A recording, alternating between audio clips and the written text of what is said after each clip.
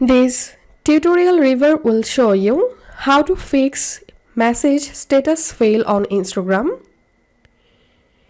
Solution number 1. Update Instagram application.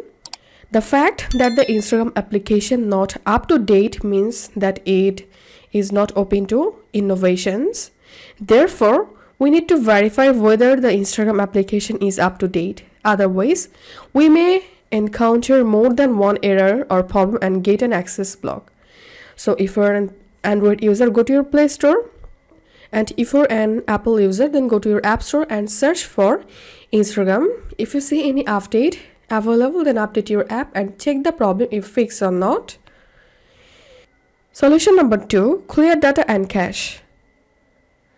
Any cache problem in Instagram or Hope application can cause us to encounter such errors. For this, we can eliminate the problem by clearing the data and cache. Solution number 3. Do not use third-party application. Using third-party application may cause you to encounter various errors like this. If you are using application like Instagram Plus, you are likely to encounter this error. For this, try to access your account by deleting the applications such as Instagram Plus and downloading it from Google Play or App Store.